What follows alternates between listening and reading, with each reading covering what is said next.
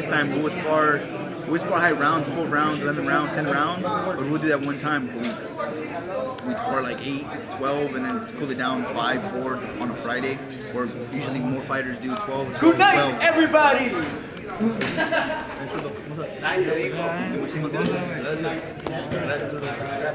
Alexis, do you think like the amount of rounds that you've gone in the past, even when you knew your body was feeling it, do you think it was more mental? You felt like psychologically you needed the rounds and you found out maybe you really don't after a certain point in terms of your experience? As in sparring? Yeah. Wise?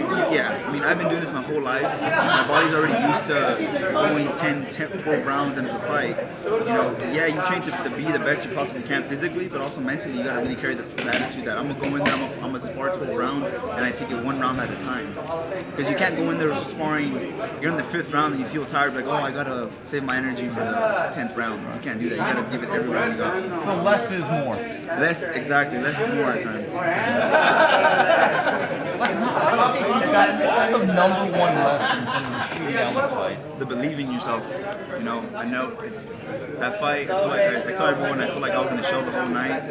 You know, I make no excuses. I lost that night, but Alex is a better man that night. But really, I feel like the belief and the confidence you have to carry yourself when you know that. I spar with some of the best fighters. I held my own. I do very good. But when there's bright lights like you guys have them on right now, it's a different atmosphere.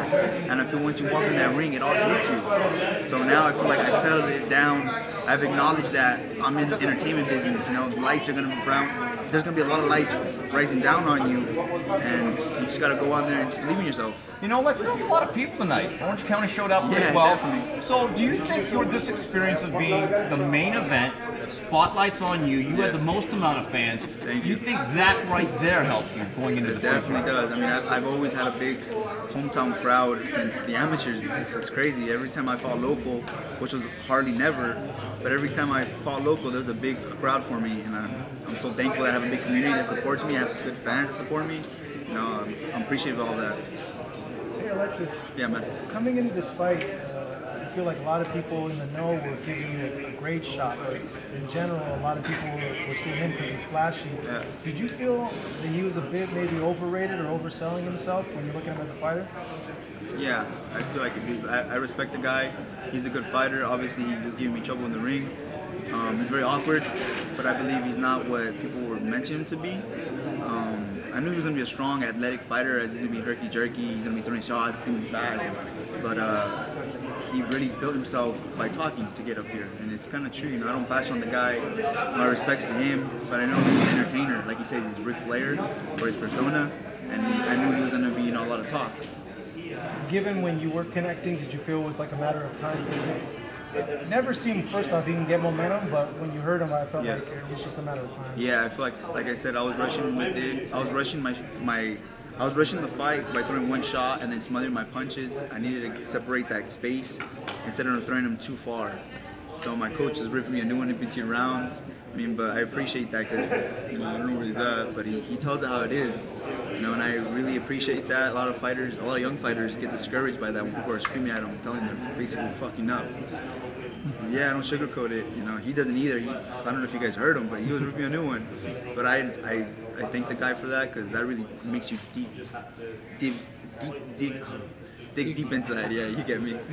Alexis, were you surprised of some of the shots he was taking? Because he took some hellacious shots from you. No, I wasn't surprised because I've seen the guy hit the deck a lot of times and get back up and win the fight by knockout. So I knew he was always going to be dangerous. So I told myself, I'm not going to get carried away, keep working the body, and then finish upstairs. Was the cut in the eye, was that from a punch, a headbutt? I think your eye started swelling around the third. No, the first round. Yeah, okay. I think he hit me with a jab, a good jab. I think it was like the first punch he threw. Actually, he hit me with the jab. I kind of felt like my eye kind of. Yeah. Training. Hey, we traded jabs. Right after that. Yeah, it was like we traded jabs. I think he got me pretty good with the eye, with the jab in the eye. And then after that, he headbutted me one time. I think that's what kind of clutched the scratches there. And he was also shouldering me too. I even told the ref 2-3 times, like, hey, shoulder. Hey, ref, look for the shoulder, look for the shoulder. But it's boxing at times. I know he's not doing it intentionally, but yeah. I saw him in the back.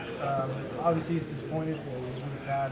I think he might be a little concussed. That's just my observation. But I heard he was taken to the hospital. yeah, you've experienced a loss before. This is his first loss. What would you tell him?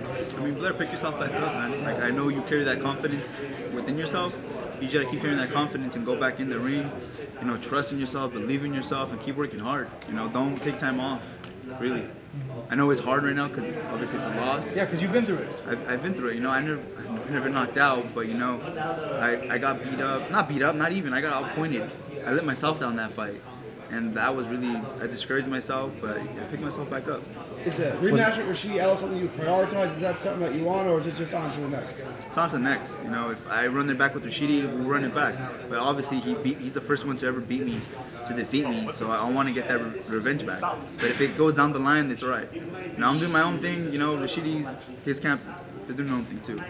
Was there any pressure or excitement, you know, going from co-feature to main event, and you know, where do you go from here? What do you want? What do I want? I mean, I want, you know, bigger, better names. You know, I want to, first off, I need to go back to the drawing board and I need to correct the mistakes I was doing. Because without that, I need to develop. You know, I can't go back and not take anything from this fight. I got to look at the good things and all of the bad things I did. But with that being said, I want to get back in the ring automatically. You know, within 3 months, I want to be active this year. Michael McKinson seems open to fighting you. Is that something you'd want? I mean, you said Yeah, we he can run it said down he'd the come line. here, you go there. Yeah, I mean, if he wants to come here, well, I would love to go to UK, you know. My respects to Kinson. He's a good guy. I talked to him. But yeah, nothing but love. But if it's business, it's business. End of the day, you know. If he's gonna fight me, I have to fight him. That's just the way it is. I'm glad you bring up the fact that you're willing and open to go to the UK to chase that fight, or whether he comes here. I know that's something of a, not to call him a stepping stone, but Nothing. But if it was to come down the line, right, where you travel to the UK, you beat him, would a fight with someone like a Conor Ben, something like that, would that excite you? Would that excite you even further? Yeah, definitely. I mean, Conor Ben's a big name, but if it's McKinson, I wouldn't overlook him. You know, he's a good, tremendous, he's an awkward fighter, really. He's very awkward. Puts punches together well. He's a good boxer all around, very slick. So, you know, if it's the fight's presented to us, then we're gonna take full advantage. Now, if I can ask you a little bit about the Cobbs fight right now as well. I know you talk about I know you mentioned exactly how you weren't afraid of that persona, you weren't afraid of what he was trying to put out in that way. Did you feel a difference when you really started connecting to him from the second on, when he really started to seem hurt? Did you feel that kind of persona fade away a little bit as he started to kind of retreat? I mean, he was still talking smack in there, because I knew he was gonna do that. Like I knew he was gonna talk smack. I knew if he landed a good shot, I would smile right back at him, because I know if he hits me with the kitchen sink, it's not gonna hurt me, because that's just the mentality you have to have. And if you do get hurt, I'm not saying I wasn't hurt in the fight. He hit me one time in the back. I kind of I was off balance. He hit me back in the head. I kind of was off balance a little bit, so I kind of composure myself, but I wasn't hurt I was not hurt one time in the fight. But yeah, I knew he was gonna hit me, talk a little smack, but I knew once I started hitting him, or even smile back, or even say something back to him, you know, I knew it was gonna get in his head too. Yeah, and did you know right away, once he started that retreat and stopped really throwing with any serious kind of intent, did you know that the end was coming? Yeah, I did. Yeah, once I heard, I believe we were on there jumping in eighth round. Yeah, I jumped him in the 8th round, and then from there, my coach was like, "Come on, that's all you." He was cussing me out, but like I said, that's the stuff you really need. You know, you can't have yes men in this sport. If you're messing up, if you're doing mistakes, you need to correct you on it. You know, and I'm always gonna say that. I stick with my team to the good and the bad. Alexis, did you, when you were talking to him back and stuff, do you ever hit him with a woo? If you got a combo in or something? I'm not Ric Flair. Yeah. I was more The Rock. I did the eyebrow. He's getting a lot of flack online. What do you make of the reaction? A lot of people. A lot of what? Blair. A lot of people are shitting on him online. Oh, that's not cool. Honestly, I don't think that's cool at all, because as fighters, we sacrifice so much. It's so easy to be a critic. It's so easy to be on your couch and critiquing all these fighters. But once you actually go in the gym, you put in the hard work. I haven't seen my friends, my family, my girlfriend in weeks.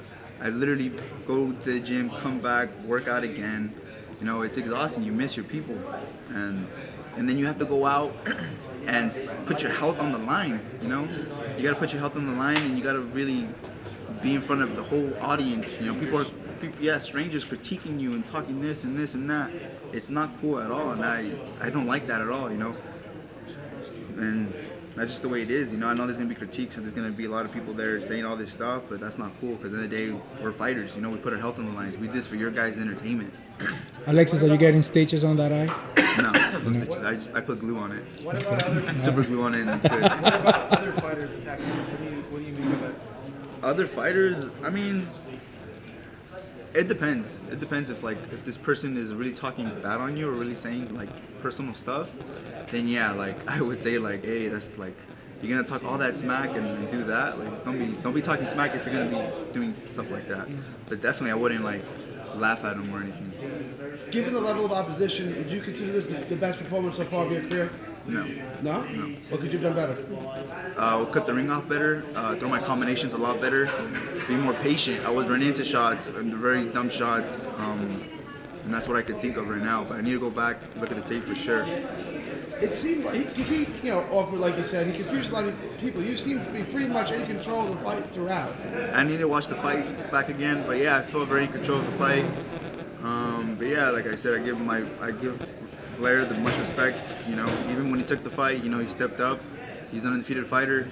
I'm a dangerous opponent, and yeah.